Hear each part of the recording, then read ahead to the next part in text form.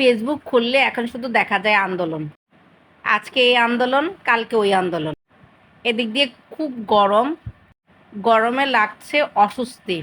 একটা রুটিনের মতো হয়ে গিয়েছে। কয়েকদিন গরম পড়ে, তারপর ১-২ দিন বৃষ্টি হয়। কখনো মুষলধারে বৃষ্টি, কখনো আবার ঝিরিঝিরি বৃষ্টি।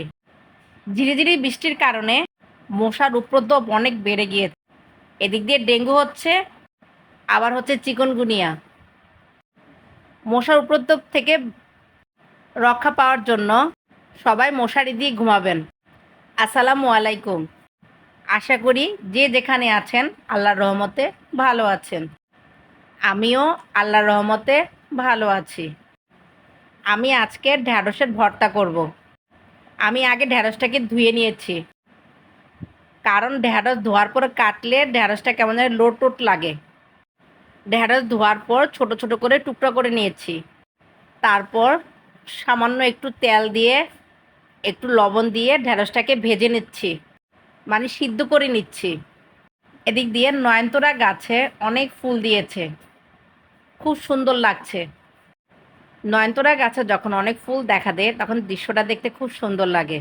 তাই আপনাদের মাঝে এই ভিডিওটা শেয়ার করলাম। আমরা সব ফুলই পছন্দ করি, সেটা নয়নতারাই হোক বা গোলাপ ফুলেই হোক। বিকালের ওয়েদারটা খুব সুন্দর লাগছে, মানে আকাশটা আমার কাছে এত ভালো লাগতেছে, তাই আপনাদের মাঝে ভিডিওটা শেয়ার করলাম। আকাশ দেখতে আমার কাছে খুব ভালো লাগে, আমি প্রায় আকাশের ভিডিও শেয়ার করি। এদিক দিয়ে বাচ্চাকে ডিম খাওয়াচ্ছিলাম, বাচ্চারা কিছু খেতেই চায় না, নানা ধরনের বাহানা ধরে। ডিমে সাদা অংশে প্রচুর প্রোটিন রয়েছে এবং কুসুমে রয়েছে অনেক আয়রন।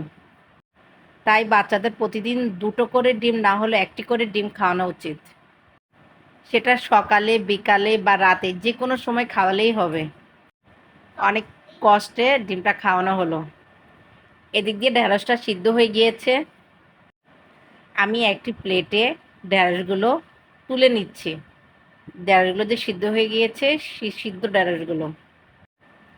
এখন এর মাঝে পেঁয়াজ, শুকনা মরিচ, লবণ, সরিষার তেল দিয়ে মেখে নিব।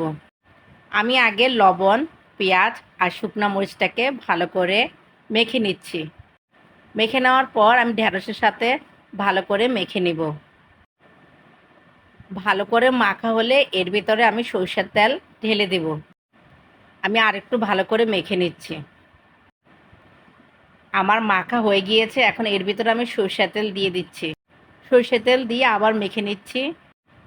হয়ে গেল আমার ঢ্যাঁড়স ভর্তা। দেখে নিন আমার ঢ্যাঁড়স ভর্তার ফাইনাল লুক। এতক্ষণ ধরে ধৈর্য ধরে আমার ভিডিও দেখার জন্য সকলকে অসংখ্য ধন্যবাদ।